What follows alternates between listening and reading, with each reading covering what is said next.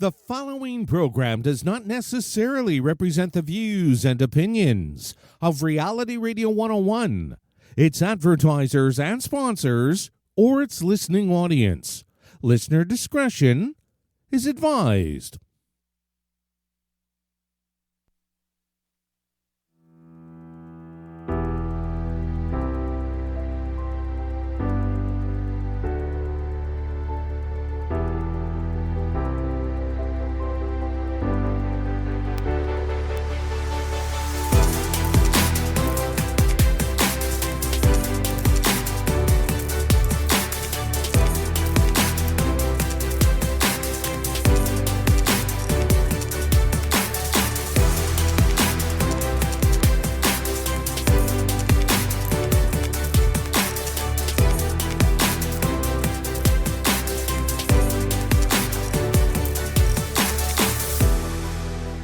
Welcome to the Bear Psychology Radio Show with psychologist, author, and speaker, Dr. Anna Baranowski, where mind, mood, and what matters to you are discussed.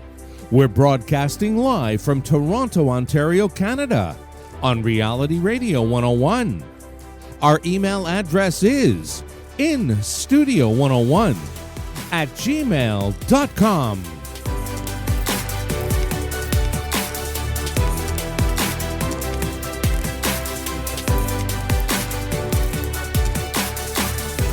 And now, your host of the Bear Psychology Radio Show, Dr. Anna Baranowski. Hi, everyone. I'm so glad to be back with you here again today, talking about the issues that I think are really profound, bearing witness to evolving mind, mood, health. I've found that the most profound changes occur when a person truly feels heard and understood. And I'd like to think of it as deeply bearing witness to life evolving. We can feel incredibly stuck when we live with our fears, stressors, and troubles alone. But when we share and dialogue and feel supported, it provides a powerful foundation for us to move forward in understanding and care. Isn't it time for your evolution? I want to talk today about a really incredible topic that is really about the kind of harm that can happen in relationships when you are getting close to or deeply embedded in a relationship with a dangerous person. Now, this is less rare than one would think, unfortunately, but figuring out how to avoid it or how to get out of a relationship like this is pretty complex. We aren't really given any kind of manual to understand how to be careful when we're dating, or if we find ourselves in a dangerous relationship, who to talk to or what to do to get out of it. The steps just aren't that clear. And, even worse, if you've been in a relationship with somebody who's dangerous for 10 or 15 or 20 years or more, a lifetime, and then the relationship ends, how do you recover from that? I mean, it isn't a new idea, because dangerous relationships have been around for a long time, but it isn't so clear what a person can do to recover when they've been in a relationship that's dangerous for a long time.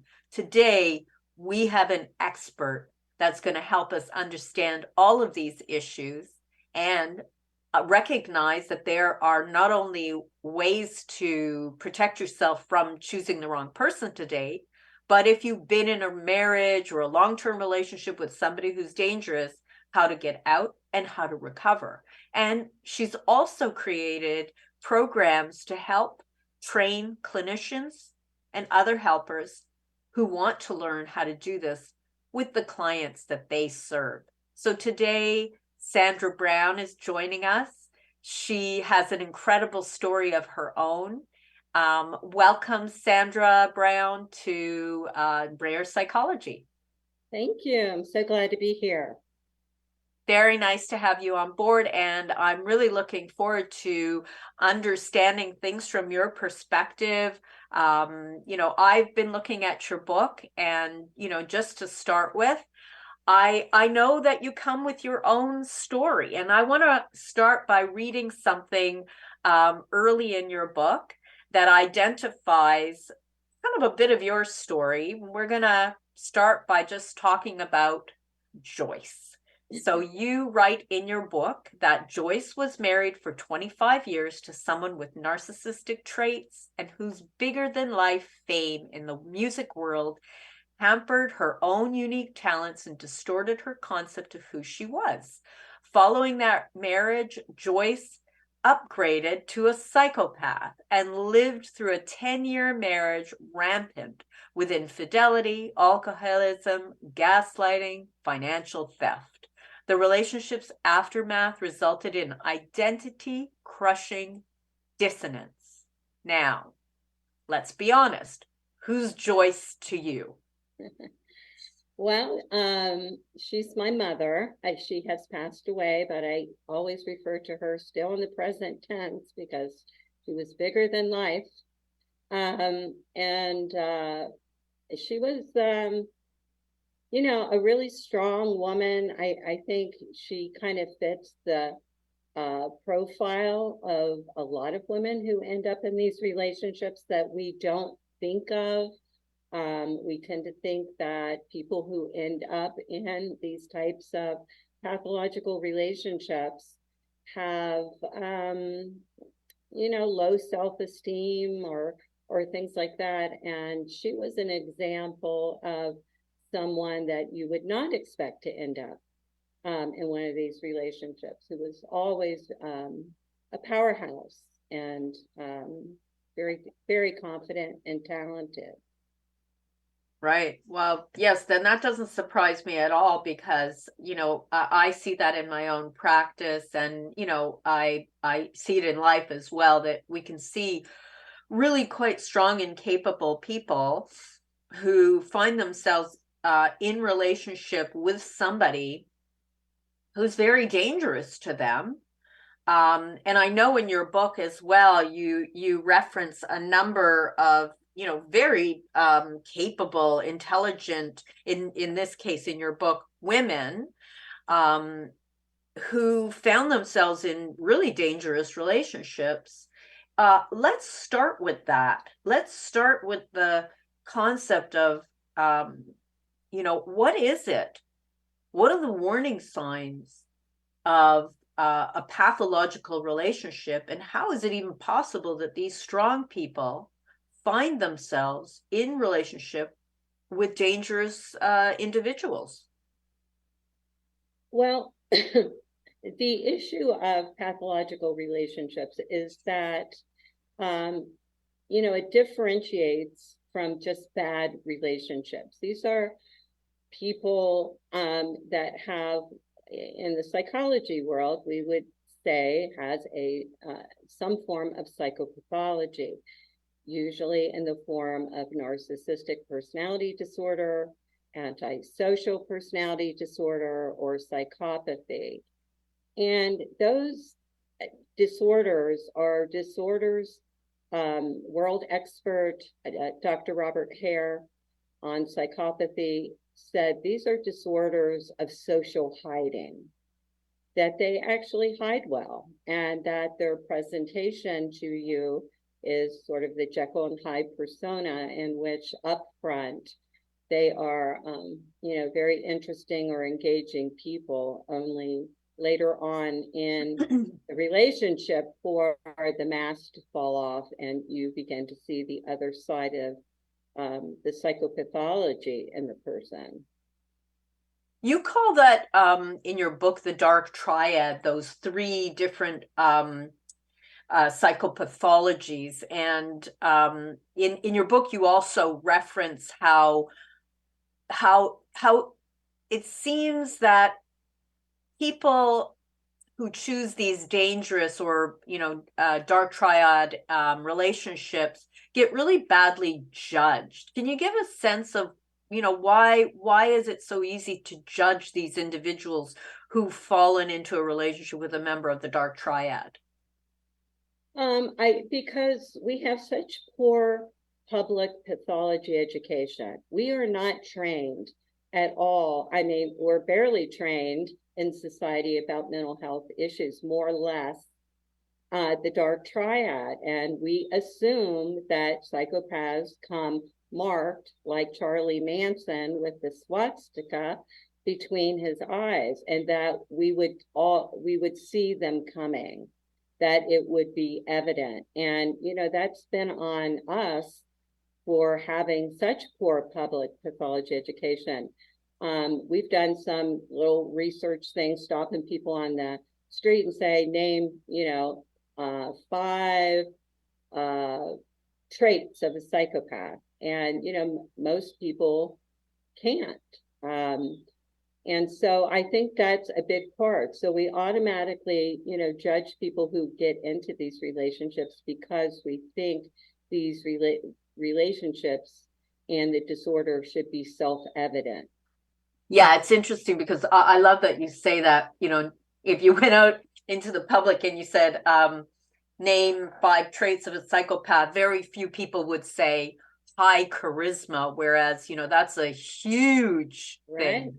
Yeah. And, it's like, well, somebody's just got great personality and they're super interesting and, they're very engaging and you really enjoy their company and they've got great stories to tell and they're interested in you. And, you think in their life, you feel great in their company because of the attention that they are capable of pouring on to you for a short period of time. So that whole thing about being really charismatic is, one of the top traits. So people, who are listening should really think about this idea of, hey, you must know at least a few people who over time, you saw them as great and charismatic and fun to be with, but you couldn't sustain, you couldn't stay connected with them over time because something didn't feel right over a period of time, and you were listening to your instincts. And even though you liked this person, you couldn't maintain the relationship because something just felt wrong. I think most people have probably encountered something like that, and if you happen to be unfortunate enough to be the target of somebody who has one of these dark triad pathologies, and they really want to connect with you, sometimes that kind of attention can be very hard to shake off. What are your thoughts of that? Yeah, I mean, absolutely. They come in under the radar. This is their skill set. I mean, we all have skill sets in life. Theirs just happened to be a dark set of skill sets in which they are hard to detect. I mean, as therapists, they fly under our radar too. You might have them in couples counseling and she seems anxious and neurotic and he seems really pleasant to be around. And it is the same thing in the way that they approach other people, that it is usually unfortunately well into the relationship in which the other side of the persona is seen. And then by then, when women or men are pretty far into the relationship. And so they're not if they showed their dark side up front, people would be in and out of these relationships quickly. And most of our clients have been in these relationships for decades. Mm-hmm. So, yeah. So they're well embedded before the real dangerous qualities and characteristics come to the surface, and it becomes more and more difficult to leave. And there are some elements of that. Can you talk a little bit about why those relationships move so quickly at the beginning and how they become so hard to get out of? Yeah. And so we have to know, I think, about psychopathology is that those disorders are formed early in childhood. And by the time we meet these people in our 20s or 30s or 40s, they've honed their skills. And so by the time people get in relationships with them, they are masters at moving the intensity of the relationship dial way up. And so the pacing of the relationship, the amount of intensity and what they call love bombing in the relationships, that's what they're really good at. And people that have not had these relationships before are often, completely overcome with the pacing of the relationship, how quickly it evolves, and they're the ones that usually, want to move in, say I love you quick, and have constant contact, from the time they meet you. And so, that is one of their skill sets, is to move the relationship along at a fast pace. And I always use that in pathology education as a red flag, because I don't find most normal men wanting to move in right away, or that level of constant contact and intensity. I don't find in your everyday person. Yeah, go ahead. Yeah, I do find it, common in those dark triads. Right, exactly. Yeah, that makes perfect sense. Now, I know in the work that you've done, you really have focused on women, but in my practice, I have worked with men who have engaged with women who have this, or same-sex relationships as well. Yeah, right. Women, men, who have this dark triad, one element or psychopathology. And I was thinking about the media and how sometimes very significant, dangerous relationships can be exposed in the media. It's not a great way to learn about, how dangerous it is to get into a relationship with somebody like this. But sometimes that's the first moment where somebody says to themselves, hey, this relationship I'm in, it sounds like this relationship that I'm reading about in the media, and it didn't go well. And I'm thinking right now about Lori Vallow. Do you know that case in the U.S.?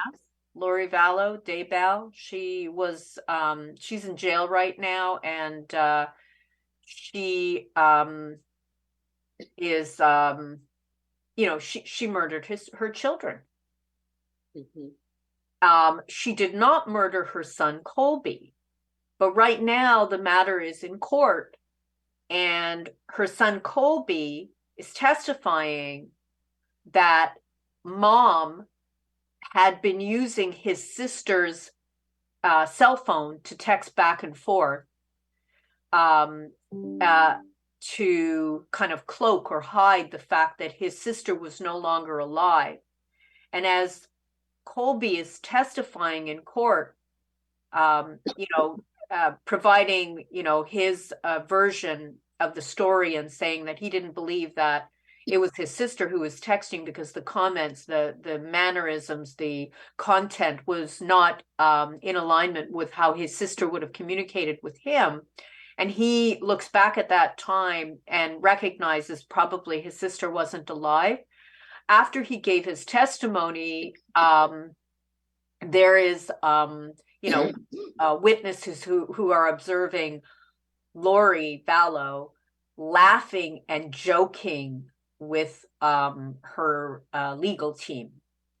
So just like a shocking kind of like situation in which, you're seeing likely something that looks like, a person with a psychopathology within that dark triad. Absolutely. Yeah.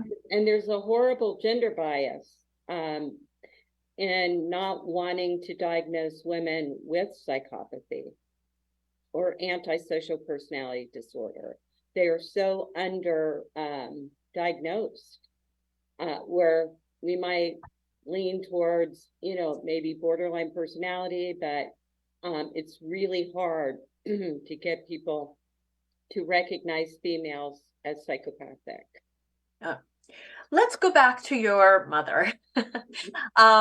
So in the book, you reference her being very instrumental in what later became the living recovery program, full of wisdoms that I think you drew from your mother after she was able to, well, during, but after she was able to liberate herself from these dangerous relationships. And she was able to, in what you captured, she said to you, I want to toast my life in all its recent elements, right? So can you talk a little bit about what it was like to watch your mother exit from a dangerous relationship and into life? And she had 25 years with my dad, and then 10 years in another relationship, so 35 years of her life. And like I said, she was, a powerhouse even in those relationships. What was devastating to see was this powerhouse, become so impacted afterwards with what, we often call the aftermath, which is, trauma from it. And I was not in the psychology field at that time, so it wasn't like I was, helping her other than, being a listening ear. And somehow she managed to piece together a really good recovery from that. And she went on, she only lived 16 years after the last relationship, but in that 16 years, she became a painter and a sculptor and a world traveler, and just really learned how to get a great life. And she had said, for me, she said, I think my risk factor is that I am a big personality, and that I was not living fully into a life that needed to be big enough for who I am. And so I got bored a lot, and I drifted sideways into these relationships. And that if I don't create a life big enough for who I am, it'll happen again. Because when you're not living a big enough life, any psychopath will do. So, sorry, explain this a little bit more, Sandra. Are you saying that your mother recognized herself as needing a lot of outlets and an interesting life, and if she wasn't going to create that interesting life for herself, she would gravitate to somebody who kind of would suck all the air out of the universe? That she began to equate relationships with how she entertained herself, and that instead of going out and pursuing other interests, she tended to gravitate or find meaning, way too much of her self-meaning in the relationships. And so, once she realized that she was using relationships in that way to avoid stepping into a bigger life for herself, then she was able to, get out there and build a good life for herself for the last 16 years that she had. Oh, beautiful. Wow, that is really, really insightful. So, it sounds like your mom kind of finally landed in her own life, in her own kind of manifestation of a authentic presentation of who she really was. It's such a beautiful story, Sandra. It really is. And I use, her story in our living recovery program. I've designed methods around some of the things she did for her own self-help. But, one of the things that we continue to say that was her saying is that, you are the cake and that the relationship is the icing, and that a lot of women get that, opposite, that they put so much emphasis in the relationship. And she Yeah, well, said, it certainly is a warning sign that, if I'm working with somebody in my practice and they're way more interested in the person that they're talking about, yeah, rather than themselves and their own personal growth, it's kind of a warning sign that the right, focus is in the wrong place, because right, our own personal evolution and development is really what is our task. Somebody else is on their path, and they're supposed to do them, you're supposed to do you. So do you. And if you find yourself so deeply invested in somebody else's doing of life, something right, needs to shift. right. Sandra, one of the things that I do during the show is I like to read some of the emails that come in. And by the way, if people are interested in this topic, our wonderful listeners, very astute group, I have to say. Please email your comments, your thoughts, or questions to instudio101@gmail.com. And I am going to start with this first question. And this is from, let's just say, J.A. So this question from J.A., why is someone drawn to the love bombing of the narcissist to begin with?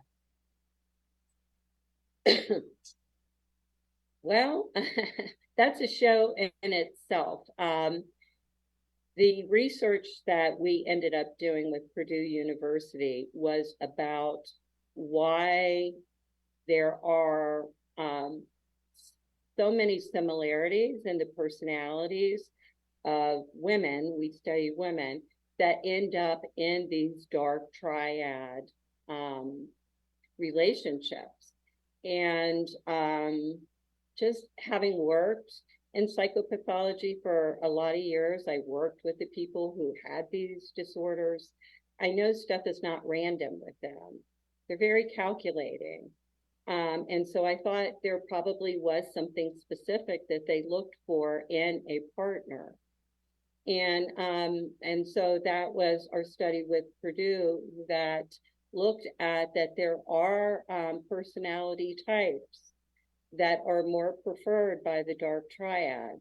Sure, in a pinch, they'll take anyone, but usually over a long haul, they know the type of personality in a survivor that is going to, in their perspective, be a better match for them. Okay, so talk about that. What is it about it? Because I mean, you saw that with your mom. She had these relationships, and you've done the research. So what is the what's the attraction or pull? It's really targeting. And I'm talking about from the dark triad's perspective. Exactly. Yeah, not the women. They look for people who have what all the women showed as the commonality were these two specific trait elevations. One is called agreeableness, which is a form of cooperativeness. They tend to be more trusting of others, tolerant, empathetic people. Well, that certainly makes sense. Why the dark triad would need someone who was more trusting who would eventually, listen to their sad stories that become the reason for their behavior. And so this elevated trait of agreeableness, they tend to have what's called blind trust, and they tend to trust people up front. People who have less agreeableness have conditional trust. Trust is earned over a period of time. But people with too much agreeableness, they tend to automatically sort of project their own goodness on other people and extend trust before trust has been earned. And so we find that the trait of agreeableness is often targeted, and it's often a reason why these women end up in these relationships is that particular trait. Then there's another trait elevation called the trait of conscientiousness, and this is people who don't fail on relationships. They are very conscientious and working towards solutions, and have high expectations and ethics in their relationship. And we found that the trait of conscientiousness is why it was hard for them to leave the relationship, and why a lot of these relationships went on for decades. Wow. Yeah. So they're going to stick with it because they're conscientious. They're going to be targeted because they're agreeable, and they, maybe even in their life, they grew up in a home where, they had great people around them. So they trusted those people, and they extended that trust to other people. And, so it's not necessarily pathology that creates agreeableness or conscientiousness. These can be wonderful traits. And yet, if you're targeted by somebody whose whole main goal is to take advantage, then, these traits were used against you rather than, being the wonderful traits that they are. Like, we all know, like, what it's like to engage with somebody who's easygoing and wants to get along and, works hard at their relationships. Like, those are beautiful traits. And yet we can see, yeah, they're beautiful. Yeah. And I think that's, how it points to that dark triad, that it's sort of proof that even the good things about yourself can be used as weapons against you by them. And these are beautiful traits. No, these women do not fall within pathology.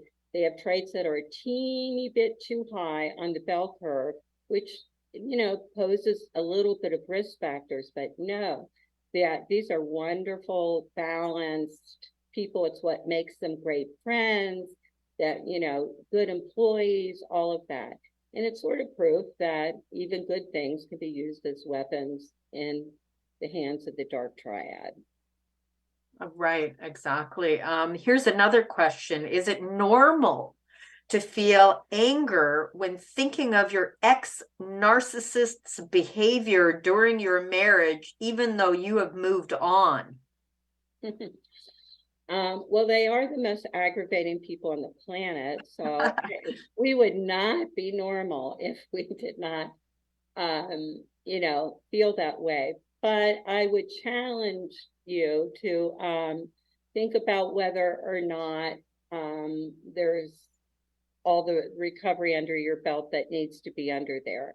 So sometimes those feelings, can still be parts of trauma that need to be treated. So we did a trauma study with people coming out of these dark triad relationships, and 75% of them had a trauma disorder. So these are devastating people. And we always say, get a trauma assessment, because you could be trying to get well, barking up a different tree, and you actually need, more care than, what you're currently aware of. Yeah. And I mean, for people who are listening today, Sandra Brown's book, Women Who Love Psychopaths Inside the Relationships of Inevitable Harm, with narcissists, sociopaths, and psychopaths. It's a book worth picking up. But, I will also say that Sandra has a lot of resources that come, with her work, including the Safe Relationships magazine, which, gives you a sense of whether, there's right on the front page, it says your recovery starts here. Have you been harmed in a relationship by someone with narcissism, antisocial personality, borderline personality, sociopathy, psychopathy? And then it does this really interesting kind of, here are your aftermath symptom questionnaire. Whether you have obsessive rumination, grief and depression, intrusive thoughts and flashbacks, both of good and bad memories. And I think that's really important for people to recognize, that it's not just the negative memories that can come to the surface and cause kind of spikes of strong emotion, but also positive memories can create spikes of strong emotion as well. Even if that strong emotion is, oh, I remember that beautiful day when we went to the beach and it was perfect, and then everything fell apart when he started screaming at me in front of everybody at the beach, or whatever it is. Avoiding of people, places, things that remind you of the relationship, anxiety, panic, fight, flight, freeze responses. And I always like to add fawning responses. So fawning is when, instead of having a kind of a normal reaction to somebody's bad behavior, you will start to placate them and talk to them, in a way that will leave them feeling more accepting of, you, and more at ease, so that, you're basically lowering the volume of whatever anger, frustration, need or demands that your psychopath might have, or the narcissist you're in relationship might have. So just adding that fawning piece, because I hear about that all the time. And, that fawning piece, by the way, that is how you protect yourself in a lot of cases when you're actually in a dangerous situation. Absolutely. Sorry, go ahead, Sandra. Yeah, absolutely. It definitely serves a function in the midst of it. Right, which is like staying alive in a way. That's right. Yeah. So craving for the relationship, even though it was harmful to you, feeling deprived of your attachment to your former partner, acute chronic stress reactions, PTSD or complex PTSD, stress-related physical illness, feeling like you are on an emotional roller coaster, decreased ability to focus and make decisions, cognitive dissonance when conflicting belief systems that the partner is good or bad. So those are what you call, Sandra, your aftermath symptoms. And let me tell you, they sound a lot like PTSD. Having, that's really the area that I do the most work in myself, right, is with trauma and surviving trauma and recovery. And this sounds a lot like PTSD, right? Right. And that, yeah, like I said, from our trauma studies, 75% of them have that. So we always, try to present the trauma symptoms. And then there are a few stragglers that are sort of unique to these dark triads. But yeah, most of them come out with trauma disorders. Mm-hmm. Yes, and we wouldn't be surprised about that, because it really is a devastation to find yourself in a relationship, even if it's not years and years of relationship. Being with, and even if it's not physical abuse, because these are, especially in this dark triad, it's the psychological, and that's their skill set. That's what they're good at, dismantling normal people with gaslighting and, a lot of reality tampering. And so I think a lot of survivors sometimes struggle not, recognizing whether or not that a partner was pathological, because they'll say there wasn't physical or sexual violence. But with a lot of them, it is very, very psychological. Mm-hmm, mm-hmm. Yeah, and it's interesting because sometimes people don't want to even admit that maybe there was something pathological in their partner. They find that embarrassing, that they would have chosen somebody who was dangerous or unwell themselves. Right. They should have known better. And that goes back to that societal thing that we think we should see them coming when these are the slickest people on the planet. Yes, exactly. So slick. Exactly. So here's another question. How do you know when you've healed from trauma? Is it when you no longer fear from within, when you see or hear your ex-narcissist? Yeah. I would not say that healing is the absence of fear, in the future.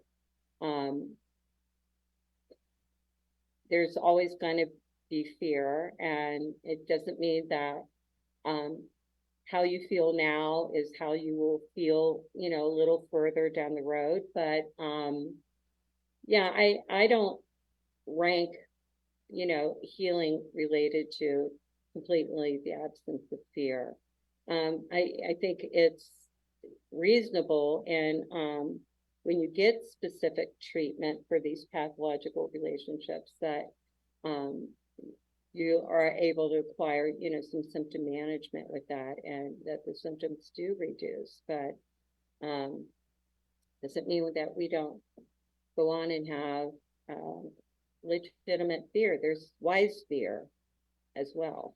Yeah, and I mean, I think one of the things that could happen is you can get really stuck in your life where it just feels completely unsafe to even consider maybe another relationship if that's what you want. I know in your book you talk a bit about how how to, I guess, date safely, or be aware of the risks or recognize warning signs. Can you speak a little bit about that for people who are either seeing an offspring or a family member, or somebody they care about starting to date again, or maybe trying to date themselves? Mm-hmm.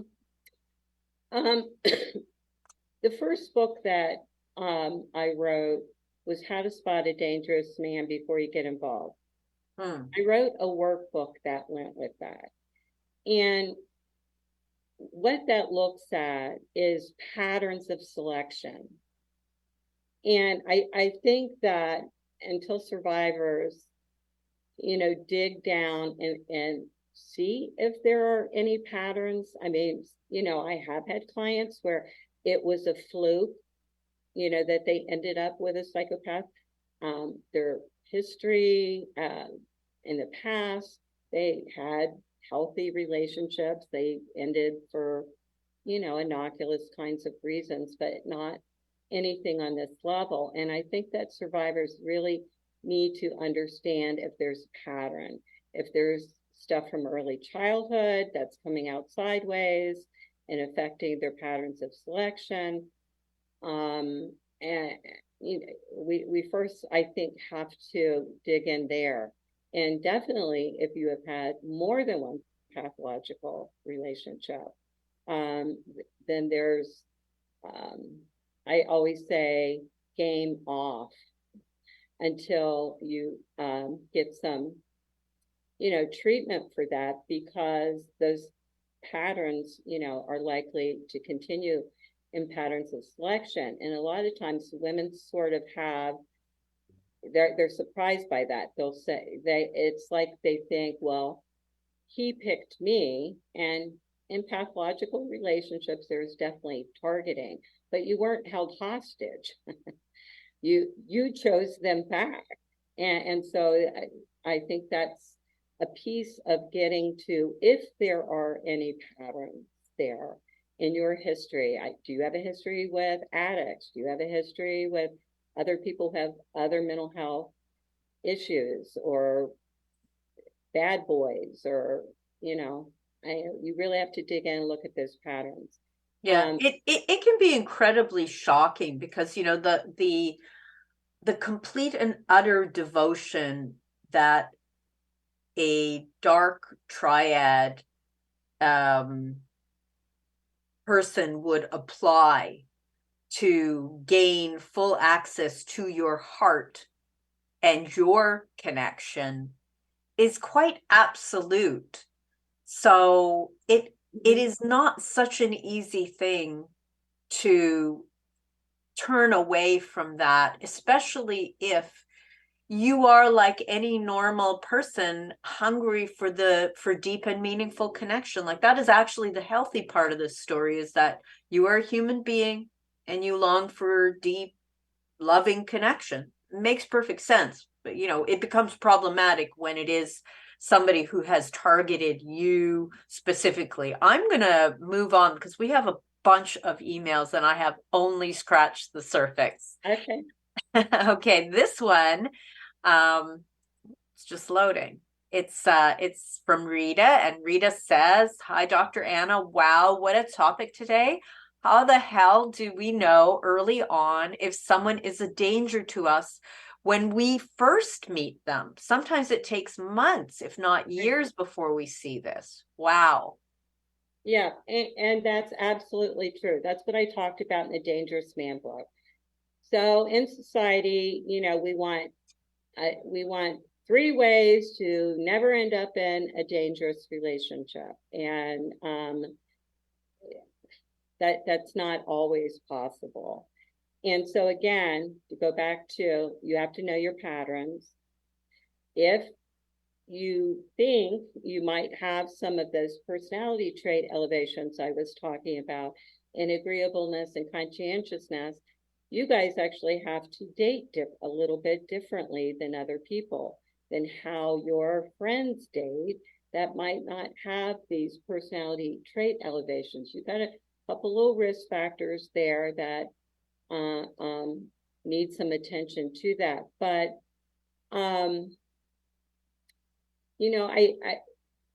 one thing, that I mentioned before that is still true. It is the pacing of the relationship, especially for the dark triad.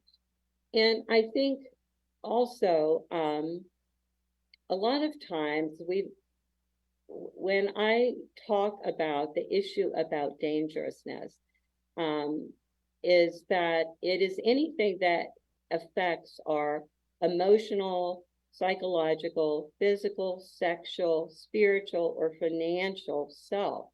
So dangerousness is not just physical or sexual violence. And so if we use that as a template, anything that begins to violate at that level. And I know that, a lot of people might feel, for instance, well, my partner has an addiction and I'm okay with that kind of thing. Well, again, using your own template about what violates your areas of dangerousness. I personally can't do addicts. I can't do it. So, what is your template for what ends up harming you emotionally, psychologically, sexually, spiritually, financially? And I think that's important. And I think we all have templates from early childhood, things that we were exposed to. My father had narcissistic traits. Wouldn't say full-blown narcissistic disorder, but he definitely, was on that spectrum. And I am so sensitive now because of my early childhood template being just, developed around that narcissistic type personality. I have like zero tolerance to be in the presence of people who have any kind of narcissistic trait. Becomes dangerous to my well-being, psychologically and emotionally. And so they're off my dance card. I don't care if they're a neighbor, they're a colleague, I have zero, that's dangerous to me. So what is your template, of what sets you off? Addicts and narcissists are mine. Right. So, I mean, you've answered actually a really important question, and this came in from Catherine just a minute ago. Hello, doctor. When you say dangerous in a relationship, do you mean physically or mentally? And really, it's got to be both, and spiritually and emotionally, and in all levels and layers. But, the big piece is that when you really take time, what might be interfering in you really seeing it is that there's a piece of you that is longing for a kind of love that somehow your dark triad person has found the root in at the early stages of the relationship. Of course, they can't maintain it because, anyone with a dark triad would, not be able to maintain that loving connection. So if you notice this pivoting, this constant pivoting in and out, you're going to have a good sense that the relationship is going to be dangerous for you. Here's another one. And this is a kind of interesting comment. I don't know what the story is here. This is from George. It says, "Hello, Anna. I saw a promotional photograph of Sandra online with a cowboy hat on. Is that a cowboy type of personality? Horses, etc.? Just curious." Oh, I Good know. to add some humor in. Yeah, thanks for asking about that. I don't know, the older I get, I just get more eccentric. I actually live on a mountain in the middle of nowhere, which is where I write and do my research. So a cowboy hat fits in where I live. That's beautiful. Well, enjoy your nature. That sounds wonderful. Yeah. I want to throw something in real quick. When somebody was asking about, how to spot them before getting in the relationship. One of the things that the dark triads, when I was treating them, when I asked them, how do you target people and what do you use in targeting?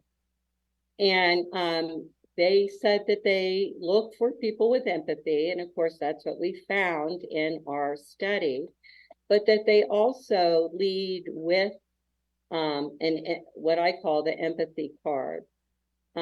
Usually a lot of people, especially men, aren't always coming out up front in the relationship with the sad story of woe. And so the dark triads have said very specifically that they lead with empathy because they're testing the level of empathy in their target. Right. That is so important. And it is absolutely consistent with everybody that I have ever worked with who has been in a relationship with one of these dark triad people. I keep on saying people because I've worked with so many men who have found, who have found themselves in relationship with somebody who's part of the dark triad. And because a large portion of my practice is male, or identified male, then I've seen a lot of this. Yeah. So, it is a very interesting thing that, what you're going to hear first is a really sympathetic story, something that could open up your heart and make you feel compassion towards that person, make you feel like, wow, this person has gone through such a tough time. I want to help them. The person gives you lots of credit for the kindness. It's just such it's such a hook. It's such it is. And for them, it's the green light. And I mean, they said, if she says, oh, I'll give you my therapist name, or I've been through that, or try this group, and she starts providing solutions or comparing her own wounding, sort of with him, they said that's the green light. Yeah. Yeah. Here's a question from Florence. It says, "Hey, doctor, are these people able to be cured with therapy?" Now, Florence, I'm not sure from your comment if you're talking about the dark triad, the people who are dangerous, or you're talking about, unfortunately, the individuals who have become engaged or involved in relationship with somebody who's a dark triad. So why don't we just use this as a kind of final wrap up, because we've got about 5 minutes left. It's such an interesting topic.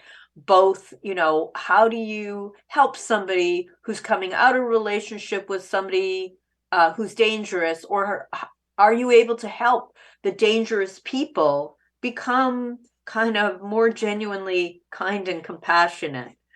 So let's start with the helping those in dangerous relationships. Yeah, so that their survivors are definitely treatable.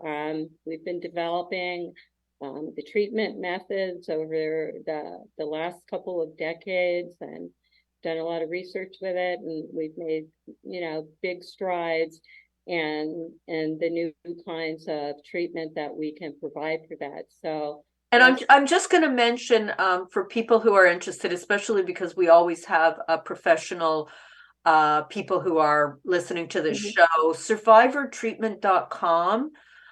Workshops is where you will find treating the survivor of narcissistic and psychopathic abuse, a clinical focus on evidence-based and trauma-informed treatment protocols. It's 16.5 hours of training, and it's a work at your own pace program. So it might be a good start for people who are really interested in this area of care. Right. So survivors, yes, there is treatment available. Not so much good news with the dark triad. Okay, so let's talk a little bit about that and about why that might be. Right. Well, if you're a big fan of positive psychology, psychopathology is like on the other end of the spectrum. When I worked in it, it's dismal. The outcomes are dismal, and that's a whole other probably program to talk about the neuroscience and the neurobiology of the dark triad. That this is not just willful behavior. He doesn't just need to learn to communicate better. There are things going on in that dark triad that we've tracked in neuroscience and neurobiology. So when personality gets formed, it can be very, very sturdy. And, with personality disorders, you don't diagnose a personality disorder until you've seen that those features come out over a long period of time. Yeah. Because, anybody can go through a period in their life where their behavior is unsteady or unstable because of something they may have just gone through, something acute in their life that's going on. But when you're really looking at personality disorders, you're looking at something that is long-term, has been in place for a long time, and these things do not change easily. I have worked over the course of my career with people with personality disorders. The people who really are able to effectively change do a deep, deep and profound work to change. So it can happen, but it's not a common thing. Right. It's years. And I did too. I ran a personality disorder clinic, and some of them had been there for 5 years with us. And most people honestly don't invest at that level in treatment. And then when you start talking about psychopathy, then that's a little dicier. But well, because one of the things you're talking about is a real difficulty connecting really in essence with your heart. Like, I have a feeling of care and compassion that is natural, and it comes out because it's part of me. But when you're dealing with somebody with true psychopathy, that does not necessarily exist. So it's something that has to be nurtured and literally bloom in the individual, and that's not easy. And not even sure if it's possible. Right. They don't experience a full spectrum of emotion. And so that's been, part of it. And then there's some neuro issues related to parts of the brain that impact empathy. So there's that. So, but the good news for survivors, yes, There's treatment options for you, and that's, I think, the important part. Fantastic. Listen, Sandra, it has been really fantastic speaking with you. I want people to know that Sandra has written this incredible book, How to Spot a Dangerous Man Before You Get Involved. That's one that you had just mentioned. The one that we were talking about today can be found online. You can purchase it at Amazon, Women Who Love Psychopaths, Inside the Relationships of Inevitable Harm with Narcissists, Sociopaths, and Psychopaths. And I just want to say that I really appreciate your work, and I appreciate the training that you're offering for professionals to better understand this issue. And I know, although your work seems to focus a lot on women, having read through some of it, it really does appear that it is something that would benefit Men as well. I think so. Yeah. So once again, thank you for joining us. If people want to get in touch with Sandra, please reach out to her. The information is on the blog. And as usual, be gentle with yourself, everyone, and looking forward to speaking with you next month. Be well, Sandra. Thank you. Thank you. Bye, everyone.